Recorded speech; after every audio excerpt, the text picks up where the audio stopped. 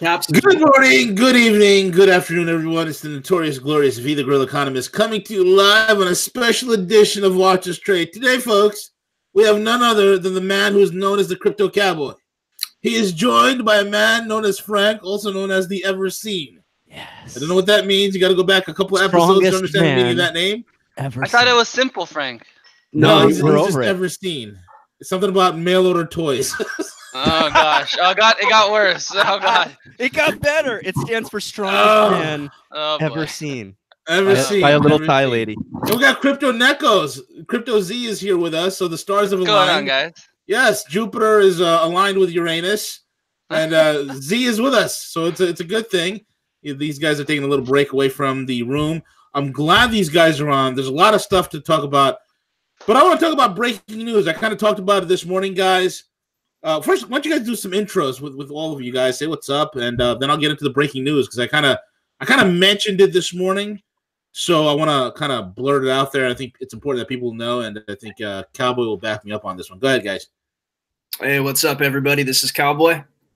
Hey, what is going on, everybody? This is Crypto Nekos. A lot of you guys know me by now. The breaking news is really cool. We're going to be talking about it in depth. It actually coincides nicely with something that we spoke about a while ago. If some of you guys have been tuning into the show for a while now, you guys will know kind of where this is coming from. So this is actually kind of a game changer inside of the space. So just pay close attention to this breaking news. Yeah. Hey, folks, this is Frank. Hey, Mark in the chat. I'm in the chat, by the way, as Watch Us Trade.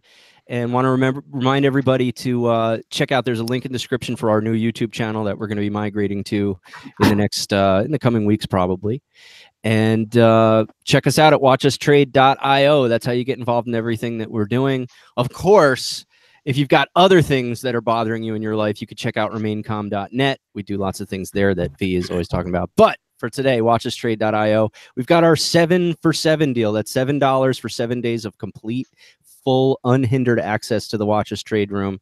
Tons of people are taking advantage of it, and most people are getting completely addicted to the room and staying after that trial. So definitely check that out at watchustrade.io, and you're going to love it. So 7 days, and this is a good 7 days to check it out with everything that's going on. Mm-hmm. Absolutely. 7 for 7, that's where it's at. Don't be late and don't be a rat. I mean, that doesn't make sense. Anyway, breaking news, fine. Guys. Here's the deal. This has been happening for quite some time.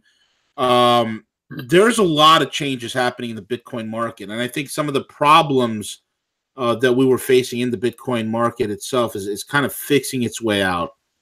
One of the biggest problems was the centralization of Bitcoin, where we knew that it was 6 of the biggest mining companies that are running and calling the shots.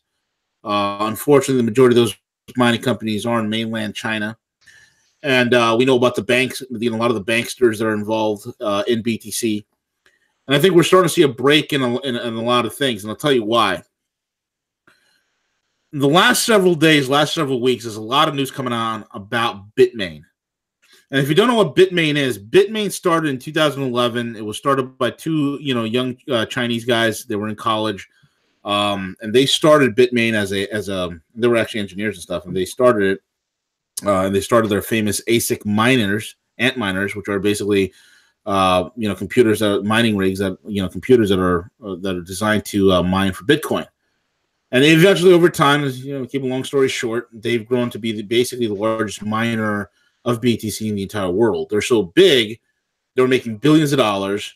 They were on a tear. And now, because of a lot of things that are happening in the BTC market, the price, the volatility, the regulations, the things that are happening in China and whatnot, Bitmain went through a lot of changes. Okay, number one, the CEOs are going to be stepping down. The 2 CEOs that started the company, they're stepping down. Number 2, they had a $500 million project that they were starting here in Austin, Texas. They scuttled it. The entire office was fired. I think there was like maybe three leftover staff from that entire deal that are still there. And then last but not least, the entire Israeli outfit or branch was completely terminated, gone, scuttled. And so this is where we are with Bitmain. So the question becomes, what's going on? Bitmain looks like it's going to be going down. Okay, it's what it looks like, or there's some massive changes. But tantamountly, what it means is that we're also seeing a lot of wallets from whales. These are, large numbers of wallets that are, 50, 100,000 Bitcoins, 600,000, whatever, warming up and becoming active. These are dormant wallets. So we don't know if they're going to buy or they're going to sell, but most likely they're going to sell. And a lot of this action is going to happen in the OTC world. So what I'm predicting is there's going to be a short-term possible, again, take this with a grain of salt, short-term possible major sell-off of BTC with a price that could possibly dip below $2,000 per BTC. That's going to cause a lot of people to have uncontrollable diarrhea, ruining their shorts. Shorts will be ruined all over the world when that happens.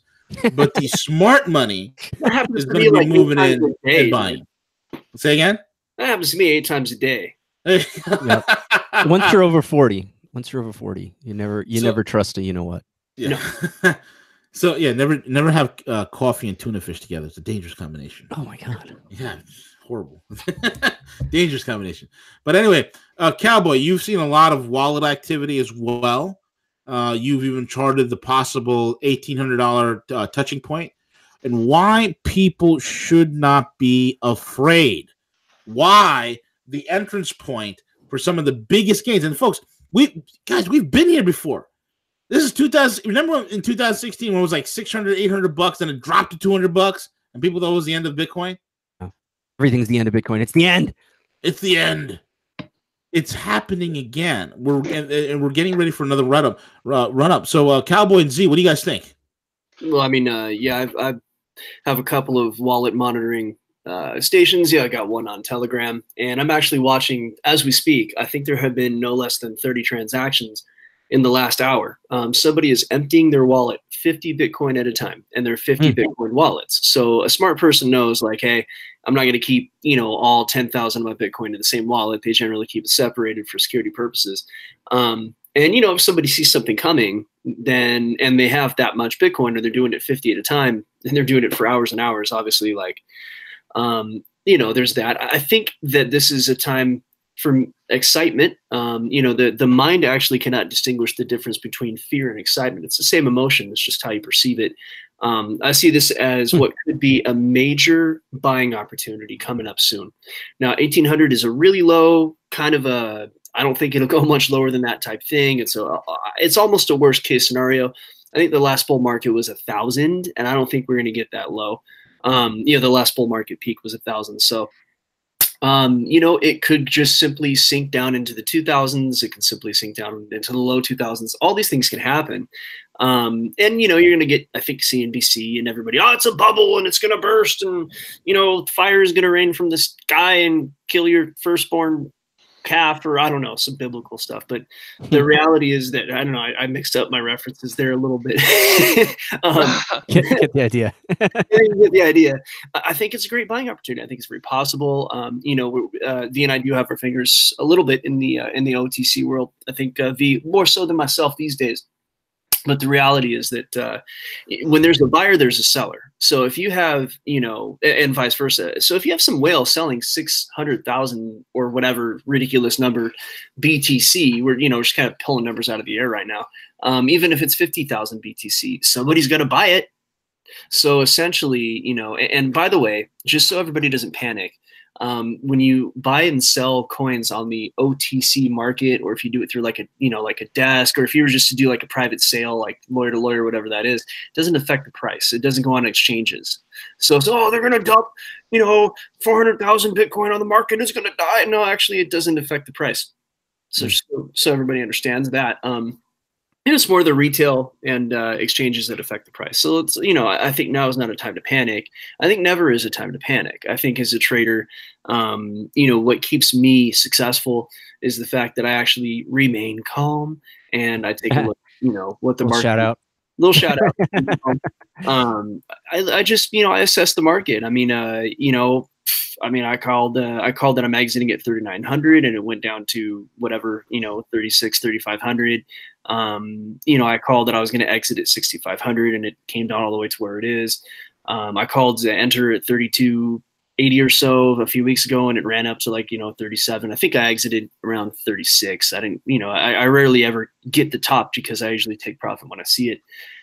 So even in markets like this, I mean, it's just a great time to make money. And the other thing that I think about it is back in, say, 2014 during the nuclear winter. Well, I'll use my own example. I got in about 2 years ago, almost 2 years ago, I got into the market. And there were crashes. I remember Crypto Nikos and I had to deal with China FUD and all these crazy, Bitcoin deserts where just nothing was going on. But, we got lean, we got mean, we learned to trade, and we learned how to have an idea as to what's going to happen with the market. And so just kind of remaining pragmatic, keeping a purely mathematical perspective, and being able to kind of call, or at least have a good probability call of what the short-term moves are, then that problem solves itself. And if I could go back to 2016 or 2017 and get in early and learn how to trade and make a bunch of money in the bull run, I would do that. Oh, wait, I did that. So I'm just going to do that again. It's just going to be this time around. So those are my thoughts. I don't know, Z, do you feel this time people can watch you do it? Yeah, this time people can watch me do it. And I would, let's just say I had to lose money every month, because initially I joined rooms just to learn how to trade. I did paper trading, or a very small amount of trading, and I was just paying a certain amount of money every month, understanding I was paying for an education because I believed Bitcoin would go up sometime in the next 2 years, and I was willing to pay every month and just pay that money. And it was hundreds of dollars. Fortunately, I learned how to trade fast enough to make that money back pretty quickly and not have to pay to that money. But given the choice to lose a small amount of money over like a year or two, so I could be well positioned because I'm in the market, I'm up to date on the market, and so I could already be in the market and well positioned for the bull run, I would pay that money. I'd pay hundreds of dollars a month. If I knew that Bitcoin was going to go up in a year, I would pay $500 a month. If I knew Bitcoin was going to go up in a year, and if I was learning how to position myself in the market, I would do that. And if I knew I would make nothing, I would do that now. And I think anybody would if they look at it from that perspective. So that's what I have to say about it. I don't know. Z, what do you think? Okay, so with this whole thing, guys, we have to be careful right now, right? We have to be careful, for starters, not to make, well, at least I'm talking about myself, right? Because I don't give financial advice. But from an entertaining standpoint, we have to make sure not to make any radical movements. So that's the biggest thing a rookie does. The biggest thing a rookie does is that they fear. They either they FOMO into a coin that's already risen up, or they panic sell, at the bottom, and that is so critical right here. So with this news happening with BTC and the whole mining pools coming down, yes, I can see Bitcoin drop down. I don't know where that is. Right now, the yearly low is 3150, and I'm going to display that to you guys here shortly. But right now, the yearly low is 3150, approximately, give or take a few dollars. And then from there, it pretty much is a pretty sharp drop down. I think last time I checked was like 2,600 or something like that, and then it drops down to 2,100. So yes, the chance of us dropping down because of this FUD that's going around in regards to ant pool and ant mining, and CNBC, I'm sure, is going to be warping this thing to sound very, very negative. It could very well be another 1,000-point plus drop. That definitely could be, and we will be ready for that. These are some of the things that are available to the Watchers Trade Room, right? We'll be either shorting from the top down, or we'll be, sitting in USD Tether or USD, whatever, True USD, and reaping the Satoshis and getting more Bitcoin for our dollar. That's what we've been doing. So that's been working really well for us. As for the FUD that's happening right now, guys, I think it's going to be short-lived. I don't see us really making another 2019 bear year. Some people are saying that, I should say. Some people are saying it's going to be half a year. I am more on the lines of it being like close to like a third to half a year before I start seeing some momentum coming up. I really think that in Q3, at least, we're going to see some bullish movement up in a very big way. Like bullish movement meaning that we might very well revisit that 6K region, that 7K region, might even start testing the upper 8s to 9s coming up. That's just my opinion. I concur. I think that's very possible. Mm-hmm.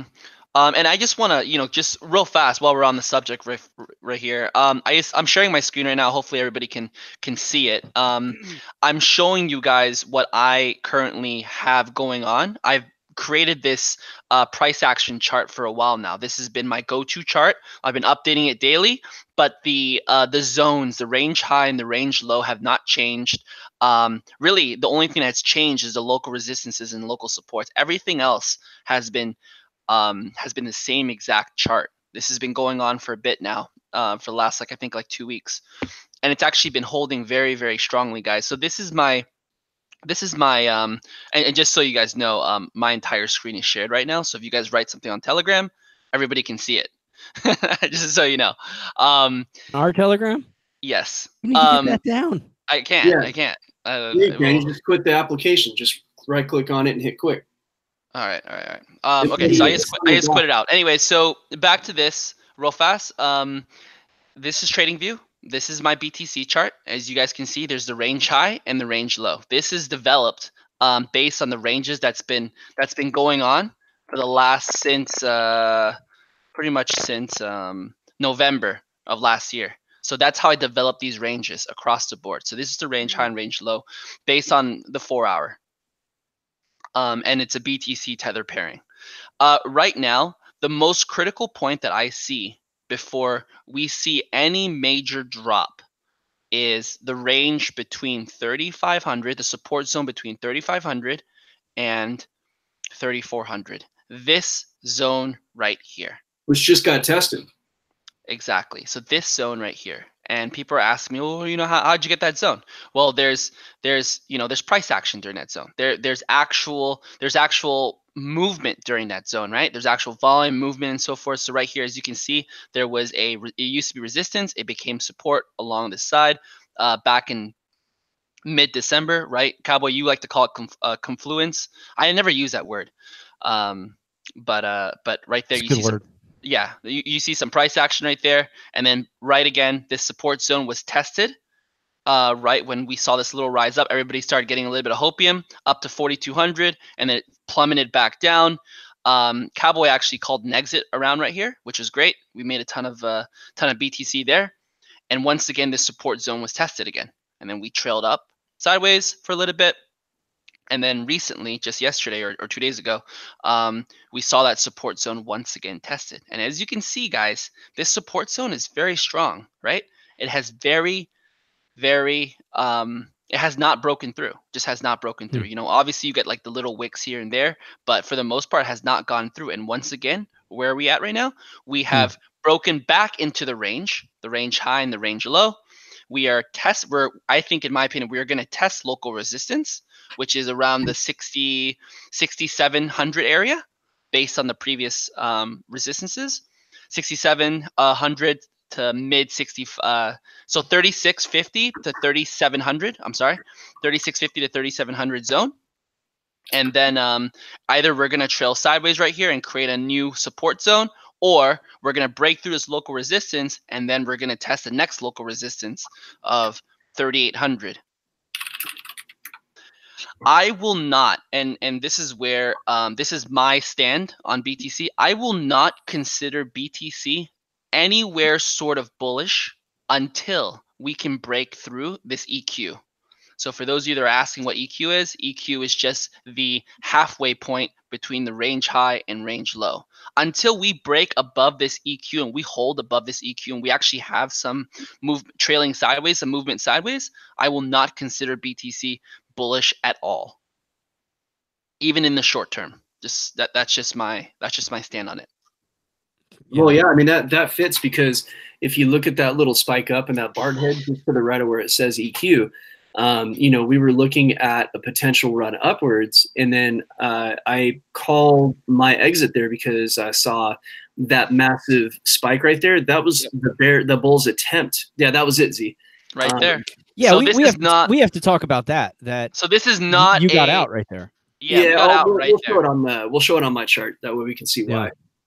Let me Z, are you still charting, or should I? Yeah. Let me stop sharing this. I'm sorry, guys. So anyways, this This is my PA chart, guys, just so you guys know. You know, this is available inside the room. I'm constantly updating. I'm constantly, you know, talking about it. And this is how I enter my longs, my shorts, and all that good stuff inside the room. So anyways, we'll get back to it. No, Z's price action is always solid. I can't think of too many times when we disagreed, but generally we kind of run it by each other first and, you know, see where we're at. And mine looks different than Z's, and it's actually based on a little bit different of a formula, but his formula is pretty much it basically is the same as mine, right? So we have right now the price action this is only the last several days. So, you know, I look at more right now, more of a local situation. I do think we're going to possibly spike up to this, you know, 37, 38 range and then fall. And if you're going to kind of use the EQ, which I believe, I'm not sure, but I think it stands for equilibrium, you know, or maybe equity point or something. I don't know. But, you know, based on a range. Emotional quotient. Is that so that would actually be just around or above this for the local. But Z's is actually way back, you know, it's way bigger than my chart. So I'm looking at the 1 hour. I believe Z was looking at the 4 hour. But what's important is that this EQ line is roughly, what Z's EQ line is roughly here, around 4,100, maybe 4,200. And what we're looking at is a situation where we were traveling along this you know, momentum ignition algorithm, BART head as it's kind of known. And this is on the hourly, so I'm actually going to zoom out to the 4 hour so we get a better look at this. So this is, you'll probably recognize this because Z was just looking at it on a different colored chart. And so we were kind of headed up, and this was actually a little bit of a bullish triangle right here, and we popped up, and I thought possibly we were going to go retest this prior high that I just kind of put a little line on. Are we sharing your screen? Do we know that we're sharing your screen? We should be sharing my screen. I put to share screen. I'll do it again. Screen share. Yeah, I don't see it up on the thing. Let's see here. Share. I'm sorry, guys. One second. I can tell. Hold on, I can tell. Right now, I'm still seeing Z's. Yeah, I think you're good. Z's screen. You're good. Am I good? All right. Okay. Now we're seeing your screen. Okay, well, that's okay. You know, that's fine. We're actually at a good point to start this discussion. So, this bar that I just drew up here might be. I'm going to kind of highlight it. A little hard to see with the show, but this little bar right there that I just kind of made brighter, this blue-ish color. You know, we rejected off of that. That's on Binance price. That's about 4,200. So a little bit lower on Coinbase, probably like 4,150 or 4,100. And we rejected off of there. This blue line here, this straight line, is actually roughly Z's EQ point. So that's where if it breaks above that and travels sideways for a period, Z and most people who understand TA are going to be like, okay, this might be not a bad time to enter. Unless you're going for short swings, a whole nother story. So what I did see, though, was we were traveling upward, and this was like last week, and there was a decent chance we were going to retest this 4,200. And if we retested that, there was a decent chance that we were going to retest 4,400. And without really using these EQ type metrics, you know, I used a different method and came to the same result, that this kind of 4,000, 4,100, maybe a little bit higher mark is a very important mark. And I knew that if it went above this, I would become willing to risk a bullish entry. And so Z and I, again, by using a little bit different techniques, came to the same conclusion as to when to become bullish, which is really like a good sign. What I did see was this needle that I'm about to accentuate with this circle. I saw this wick go up, and which this yellow circle is around. And when I saw that go up, it actually got hammered right back down. And that right there is, whether it's real or manipulated, whatever, doesn't matter. It's definitely a sign of we're going to fall with Bitcoin. And the reason I know this is because I've back tested Bitcoin. And I actually put a chart on the other day that showed about 10 of these situations, right? And I actually got out during the spike, even though the like more conservative way to do it is to wait for the next candle and things like that. But I got out during the spike, and we went from, say, 39.90 down to 34.50. So that's about a that's like a 15% fall. We definitely avoided most of that blood. You know, we did have this bounce right here. You know, Bitcoin is interesting. It does kind of sometimes function on some funny TA. I'm not really big on non-horizontal trend lines unless they're involved in a pattern formation. One may be forming. Now, if that was the case, then we actually could spike as high as like 39.80, right below that EQ. And so essentially we're probably going to stay below that EQ. Eventually we're going to fall. But you know what? I mean, we got out here and we get out places like that. I called an exit back here. I know Z said it was actually up here, but when I called the exit after this run, I entered here towards the bottom. I'll put a circle around that. And, I hadn't been trading for like a while. I mean, people are like, man, this cowboy, he just doesn't trade. Well, no, trade plenty. But what I do is I wait until I have a good trade, and then I get in, and then I take profit. Now, I could have tried to scalp this and play games, but I didn't, because I wouldn't have gotten much out of it, and it was too high of a risk. But my entire book went up by 15% in this run. So now we're actually continuing to hit these highs.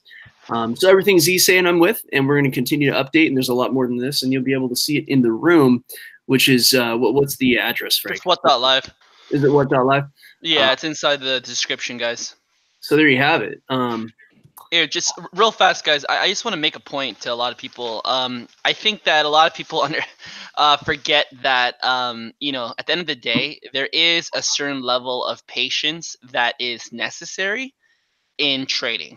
People, I always tell everybody who wants to get into crypto, these are my personal friends and whatnot. I always tell them that, hey, look, yes, does crypto move fast? Of course it does.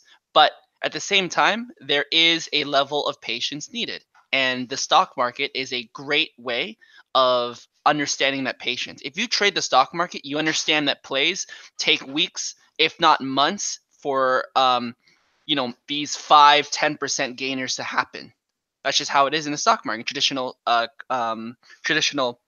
stocks. Now, for some reason, when people get to crypto, they think that you're supposed to be getting 5% a day.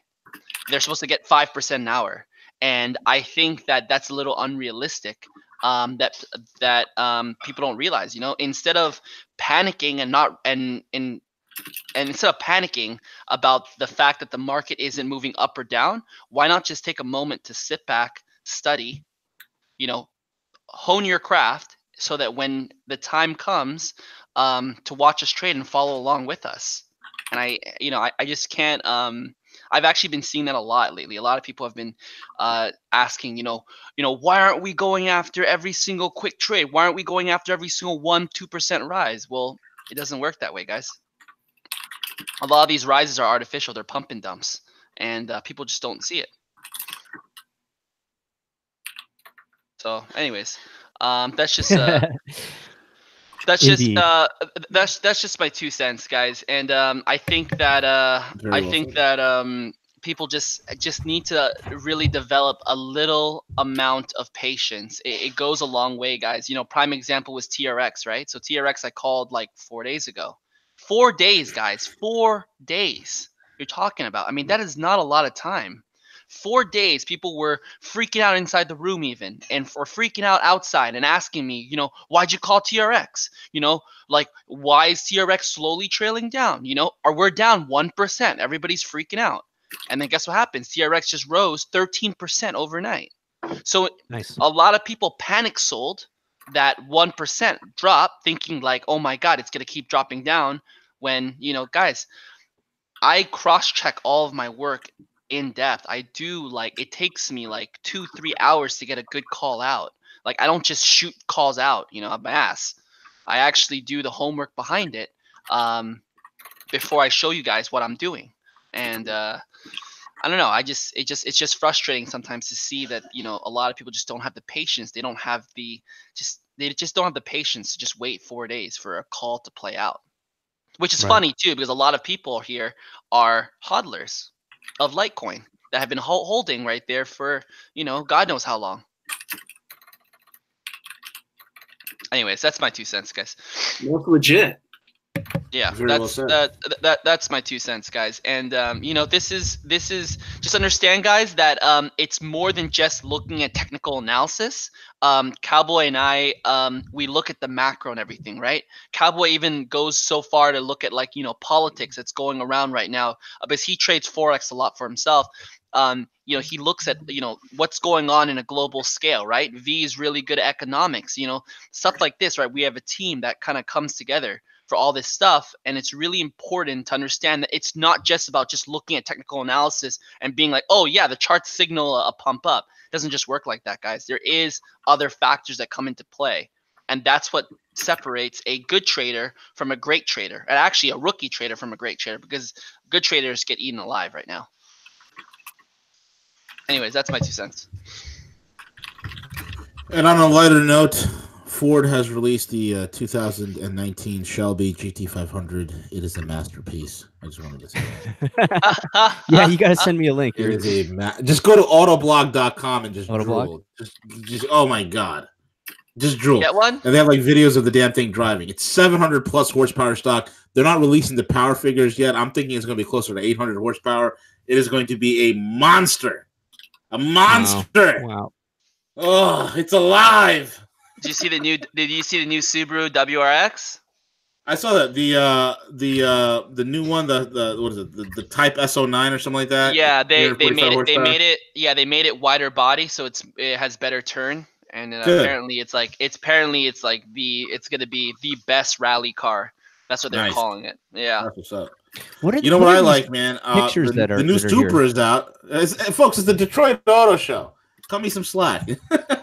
the new Supra is out. I'm you know, that's pretty interesting. They look like they're standing on some kind of weird LCD screen in the pictures. What is that? I'm not sure That's whether so I like weird. the new Supra's look, man. It looks too much. I don't like it. I'm still like, it looks too much like the BRZ and the other one. Whatever. Like they couldn't have like made it a little different. I don't know. Maybe it's a lot bigger though. It could be a lot bigger. Yeah, it is a lot bigger. I'm assuming, right? It's got a V8 in it? No, it's a twin turbo BMW straight six. Oh. Yeah, it's a BMW motor, BMW platform, BMW transmission. It's basically a BMW with a Toyota body on it. Yeah. Yeah. Anyway. Cool. Folks, thank you so much all for listening in. Hit the subscribe button, hit the like thumbs up, and join the room. 7 for 7, baby. 7 for 7. Make it happen for yourself. We are in 2016 all over again. We're heading for a major, major breakout. So you want to be positioned properly before that happens. So check it out. WT.live or watchustrade.io. Join the room that's got all the action with Z and Cowboy in it. And it's also monitored by the man simply known as Everseen. And with that being said, we're over and out. All right, see you guys.